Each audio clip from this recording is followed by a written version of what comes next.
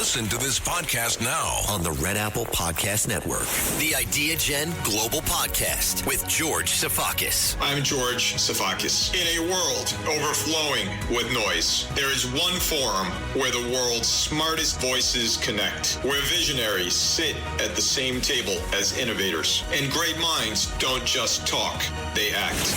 Download all of Red Apple Media's podcasts right now through your favorite podcast platform. Listen, all you New Yorkers. Excuse me, taxi. Okay, we're looking around. This is the 77 WABC minicast. Sunday morning. With us today is Steve Cates, otherwise known as Dr. Sky. What the heck is going on up there in the skies? Well, once in a while, Steve Cates gives us a few secrets, and there's so many secrets out there that we don't know the answers to. Steve, tell us what the heck is going on. Well, good morning, John. As we move almost to the end of January, how fast the Earth goes around the sun, January 25th. John, let's go back in commemoration of Martin Luther King Jr. Day. How about the history of African-American astronauts? Many people may not realize this. The first African-American astronaut was Guion Bluford. He was followed by Ron McNair, who sadly perished on the Challenger explosion. Sadly to say, 40 years ago, John, January the 28th, 1986. And let's talk about female African-American astronauts. Mae Jemison was the first female American astronaut. And we also talk about the first African-American director of NASA, Charles Bolden. And we have an interesting individual named Victor Glover, who will be part of that amazing mission, John. Stay tuned, everybody, in February. NASA returns with an orbit around the moon with this Artemis rocket.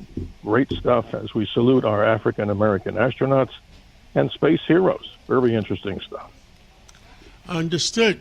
And I guess it was Martin Luther King Day today, a couple of days ago, last week. And yes. And I guess they made it into space. Well, John, they really set some standards for us, both all the astronauts from the NASA Corps and even the Soviet cosmonauts. Very risky things happen in space, but we should never, lose sight of our goals as we eventually will go on, as you and I talk all the time, to the moon, a return, and then on to the planet Mars that you and I always talk about. But, John, this may already be happening right now. The deep of the winter here, the East Coast and a good portion of the eastern part of the United States will again experience an incredibly deep, cold, weather phenomenon, all due to something called the polar vortex. And what's that? John, this is a counterclockwise, circulation of air naturally that pushes down from the pole. And what's going to happen here, obviously the intensity that it's going to come down over this weekend and maybe all the way into February is just incredible. Nobody really understands the dynamics because, remember, all weather comes from the sun, John, which then transitions to another great subject, this amazing solar flare that we just happened this past week, producing auroras and all kind of radio communications. The sun, of course, as many people know, and I keep repeating it because it's true. All weather comes from the sun, so you ain't seen the end of solar cycle 25, John. Very powerful stuff going on. There was reports last week that we had some very powerful storms on the sun, and it came our way. Yes, John, and more to come. The solar cycle 25, this is one of the most powerful solar cycles.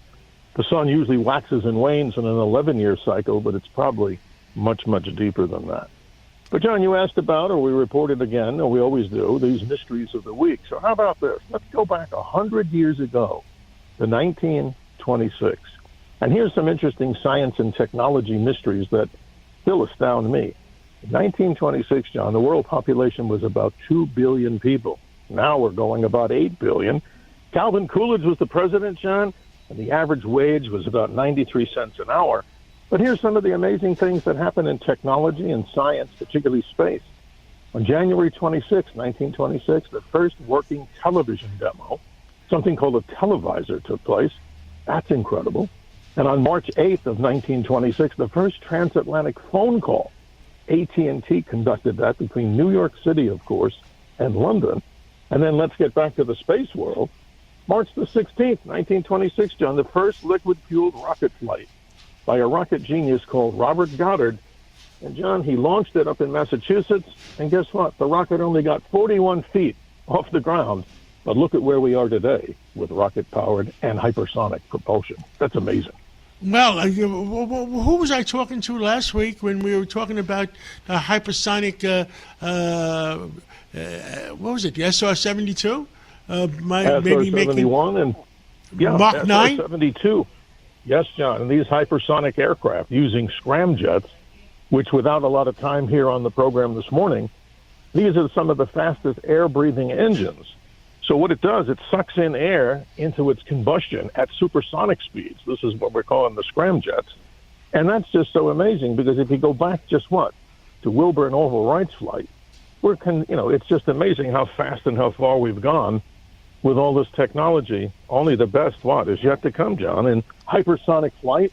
And then as you and I always talk about, how about propulsion that goes warp speed in the future from Star Trek and all these other sci-fi great programs. I can't wait. Well, I can't wait either because I used to fly the Concorde when half the British Airways terminal in New York was ours, and I used to fly even in the jump seat, and that was some remarkable airplane almost 50 years ago at Mach point 2.04. John, that's amazing. I envy you in a good way, because I can only imagine what that flight must have been like. Tiny windows flying what, John? 60, 70,000, who knows how high? Way higher than most aircraft. And boy, what was the trip across the ocean? Just a couple of hours, I guess? Tell me. Well, from New York to London, it was 3 hours and 11 minutes. That's incredible. Think of how slow or how far you could go. And the fastest we ever got there was 3 hours and 9 minutes. That's amazing, John. That's totally incredible. And we remind everybody, listen, of course, to the Dr. Sky Experience every Saturday midnight to 2 a.m. Sunday, Eastern Standard Time, and both Friday and Saturday. And appreciate that, John, as we open people's minds on subjects that, of course, we hear from the emails we get. They enjoy wonders of the universe, from astronomy, space, aviation, weather, and stories of what? American exceptionalism, making a complete roundabout. Thank you so much, and we'll talk to you again real soon. Thank you, John. Have a good Sunday. Busted. The reviews are in. Awesome. You wanted more Joe Concha. And we heard you. More Joe. More show. We're talking to you. Under promise and over deliver. Joe Concha. Weeknights at 9. Plus Sunday mornings at 11 on 77 WABC.